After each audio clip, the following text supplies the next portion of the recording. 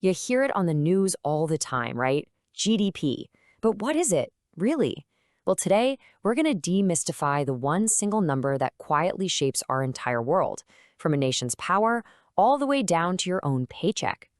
Okay, so picture this. You wake up, you turn on the news, and you hear, the economy grew by 3%. And that sounds great, doesn't it? But it immediately brings up this really important and honestly kind of uncomfortable question. Who actually benefited from that growth? So that's what we're doing here. We're going way beyond the dry textbook definition to tell the real story of GDP, the hidden scoreboard of our world. And this whole thing, it really starts with a huge problem. So let's dive in. The story of GDP really begins with this fundamental problem. How in the world do you even begin to measure the economy of an entire nation?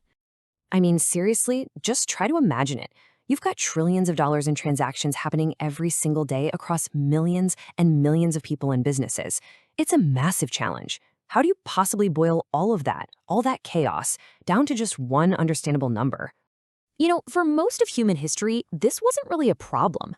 Think of a small village. It's pretty easy to see what's being made and what's being traded.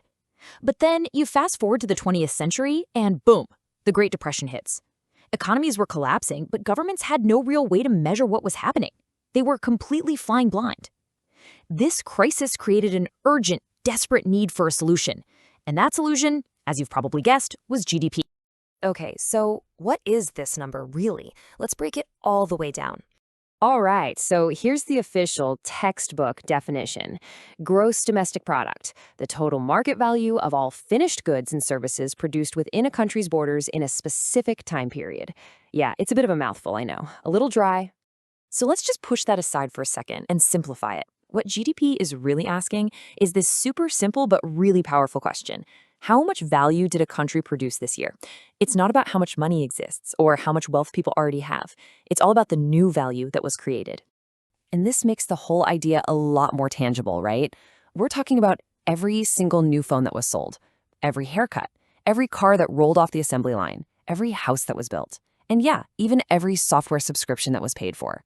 Basically, if it was made and sold legally inside the country's borders this year, yep, it's on the list.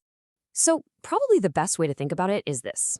GDP is like a giant national receipt. It just adds up all the economic activity for the year. It's that grand total at the very bottom of the receipt for, the entire country's shopping trip for the year. Okay, but if it's really just a big receipt, why do we care so much? Why are presidents and prime ministers totally obsessed with this one number? Well, it really comes down to three big things. First up, jobs and your paycheck. When GDP is growing, businesses are usually expanding, and that means more hiring and hopefully rising incomes. Second, it's all about government power. A bigger GDP means a bigger tax base, and that's what funds everything from our roads and hospitals to our schools. And number three, and this is the really big one, it's about global influence. See, on the world stage, GDP basically equals influence. It's power.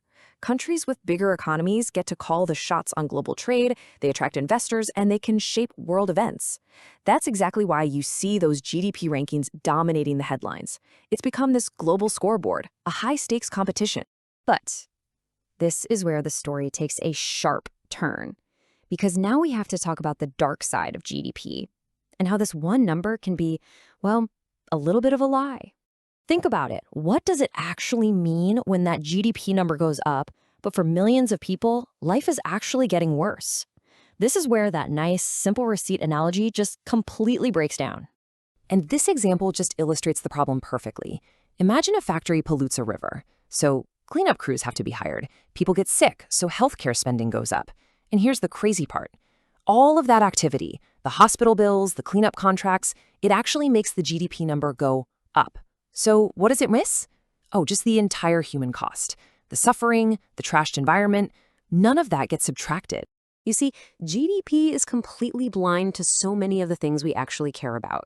It has no line item for suffering or happiness. It doesn't care one bit about inequality.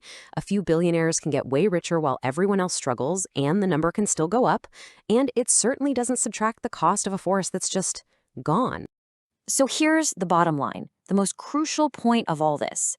GDP is a fantastic measure of economic activity, but is a terrible measure of well-being.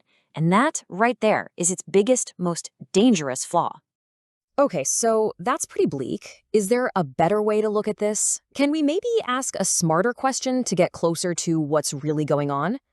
Well, instead of just looking at the total size of the economy, we can look at something called GDP per capita. It's a simple little bit of math, just total GDP divided by the population, that completely changes the question. We go from asking, how big is the entire economic pie, to, okay, but how big is the average slice for each person? That's a very different thing, right? Now, this gets us a little closer to what daily life might feel like for the average person. But, and this is a big but, we have to remember it's still just an average. It still can't tell you if one person is hoarding half the pie while everyone else is fighting over the crumbs. It just doesn't see distribution. And all of this brings us right back to the beginning. So the next time you hear that phrase on the news, the economy is growing, I want you to pause and instead of just accepting it, ask this question first. Growing for who? And then your follow-up question should be, and at what cost? Are we wrecking our environment for this? Are we sacrificing our health or our free time just to make this number go up? And for the final knockout question, ask, and for how long? Is this growth actually sustainable, or are we just borrowing from the future to make the numbers look good today? Look, GDP isn't useless. It's not a lie, but it tells a dangerously incomplete story. It's a powerful tool, for sure, but it's one we should never, ever trust blindly.